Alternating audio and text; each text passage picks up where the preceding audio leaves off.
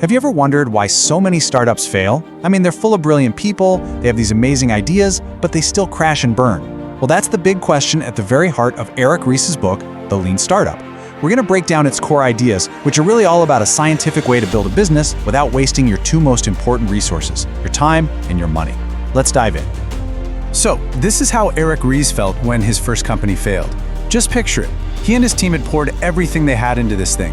Long nights, all their passion, even their own money. And what was the result? Arguing in the rain while their dream completely fell apart. It's this awful, gut-wrenching feeling that, honestly, way too many entrepreneurs have felt. It's that moment when you realize all that hard work, all that belief, it just wasn't enough. And this is the question that changes absolutely everything. You know, we're always told that success is all about hard work and just never giving up. But Ries started to wonder, what if that's not the whole picture?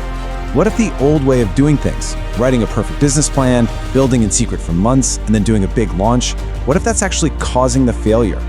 What if we're all just working incredibly hard on the completely wrong thing?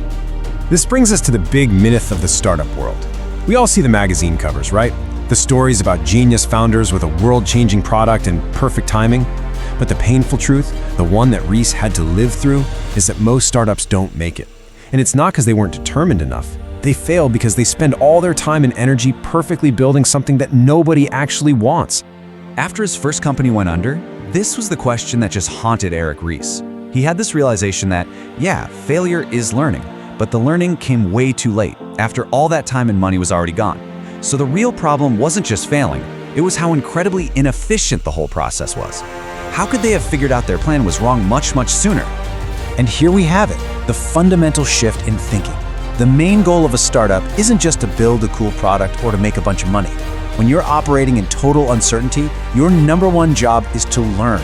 You have to figure out as fast as humanly possible what customers really want, so you can build a real, sustainable business around that. Everything else comes second. Okay, so if progress isn't about how many lines of code you've written, what is it? The answer is something called validated learning, and that word, validated, is the key. This isn't just a gut feeling that you're on the right track, no. This is a scientific way of taking your ideas, turning them into hypotheses you can actually test, and then using real data from real customers to prove you're moving forward. All right, so how do you actually get this validated learning? You do it with a really simple but powerful feedback loop. Build, measure, learn. The best way to think about this loop is like it's the engine of your startup. It's the thing that turns your ideas into actual progress, helping you cut through the fog and find a path that actually works. The loop kicks off with build. But wait, this doesn't mean you go lock yourself in a room for 6 months to build your perfect finished product. Absolutely not. It's about building the smallest, simplest thing you can, an experiment, a basic prototype, even just a single web page that lets you start testing your biggest assumptions. Next up, you measure. You put that little experiment out there in front of real customers and you watch what they do. Are they signing up? Are they clicking the button? Are they pulling out their credit cards? See, this isn't about asking people what they think, it's about measuring what they actually do. It's all about getting real, actionable data. And finally, the most critical step, you learn. You look at all that data you just collected and you face the truth, even if it's not what you wanted to hear. Was your big idea right, or was it totally wrong? That learning is gold, and it leads you to a huge decision. Do you keep going on the same path, or do you pivot and try something new? So that's the whole cycle, right there. You build, you measure, you learn, and then you do it all over again. The name of the game is speed. The faster you can go through this loop, the faster you learn. And the faster you learn, the better your odds of finding a real business before you run out of time and money. So we have the engine, but what about the tools you need to make it run? Well, to really put this build, measure, learn loop into practice, there are two essential concepts you've got to understand. Let's talk about the minimum viable product and the pivot. All right, the minimum viable product, or MVP. This is probably the most famous idea from the book, but it is also the most misunderstood. An MVP is not just a product with half the features missing. Its main job isn't to be sold, its main job is to help you learn. It's an experiment designed to answer one question: what's your riskiest assumption? The MVP is just the fastest, cheapest way to test it. Zappos is the classic example here.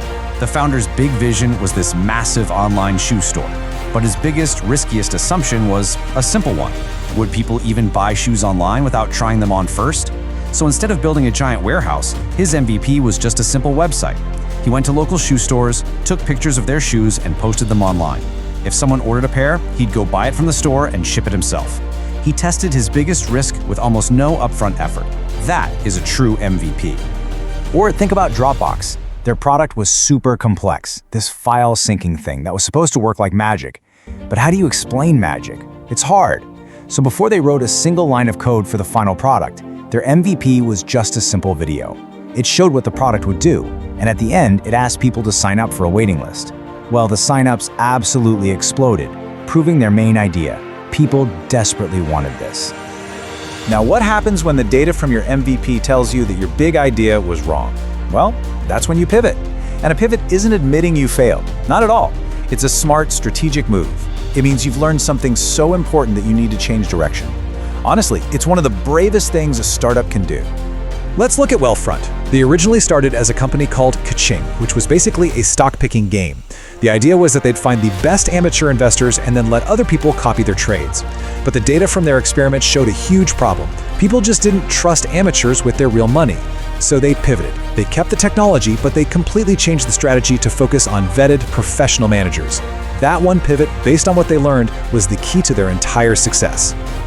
Now, it's really important to get this. This whole methodology isn't just for a few tech guys in a garage. The lean startup is a serious, scientific discipline. It's for managing innovation anytime you're facing uncertainty. And because of that, you can apply these principles almost anywhere. I mean, just look at the range here. You've got giant corporations like Intuit using these ideas to create products like SnapTax.